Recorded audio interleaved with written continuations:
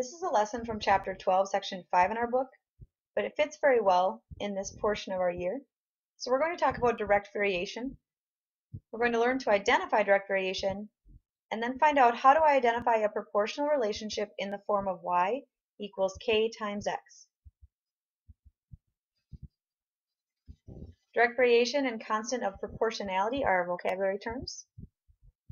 A direct variation is a linear function, remember that means a line, that can be written as y equals k times x, where k is a non-zero constant called the constant of variation.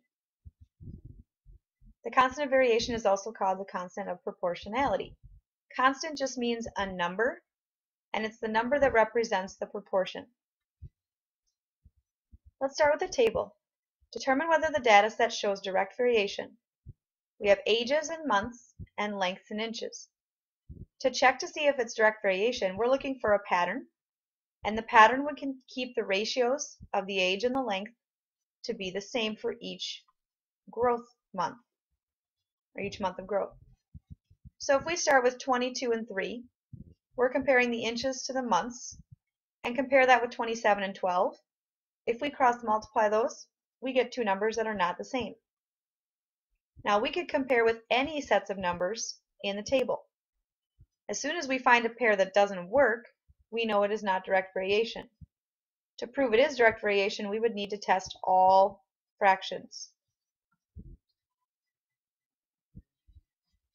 If we're looking at a graph, you're looking to see if the graph is linear, so a straight line, and also if the graph would pass through 0, 0. This is neither of those. It is not linear, and so it is not going directly towards 0, 0. Let's go back to a table. Determine whether the data set shows direct variation. Let's compare the ratios. 25 over 10, 50 over 20, 75 over 30, and 100 over 40. We're choosing the second value first because that represents our y value, and the constant for direct variation is relationship of y over x. All of those fractions are equivalent. We could simplify them all, and they would all equal the same thing. So they are proportional, therefore this relationship is a direct variation. Make a graph that shows a relationship between the number of minutes and the distance the train travels.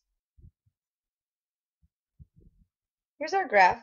It is a straight line, so we know it's linear, but we also need it to go through 0, 0 for it to be direct variation. It doesn't currently do that, but if you look at the pattern in the dots and the direction it's heading, it will pass through 0, 0. Which represents a proportional relationship? Well, you have three linear lines. C is not linear, so that can be excluded. And only one that passes through 0, 0, so that would be graph A. Let's make sure you have one of these in your notes. Tell whether the relationship is a direct variation. So let's check the ratios. 6 over 2, 12 over 4, and 18 over 6. All three of those, if you divide them, equals 3. So because they're all the same, we would say yes, this is a direct variation.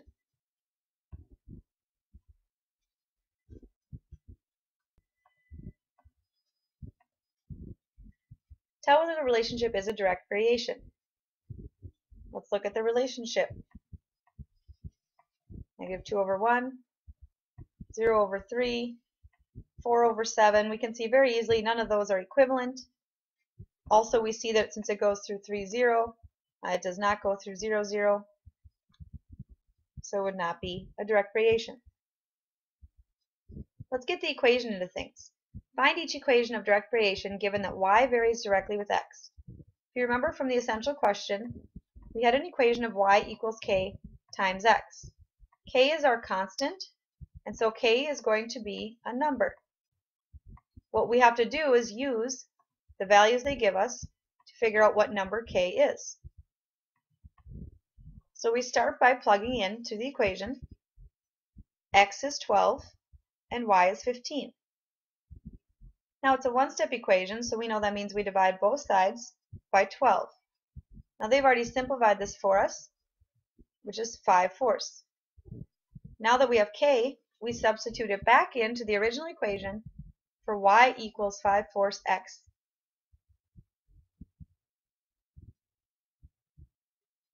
Let's try another one.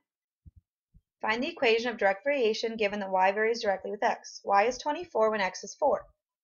So we plug the numbers in where they belong. Y is 24 on the left, x is 4 on the right. To solve for k, we divide both sides by 4 to get 6, but we're not done until we plug 6 back in, so that y equals 6x. Make sure your notes are filled out completely. On the left-hand side, write questions that could be answered from the material in your notes, and use your notes to do some review.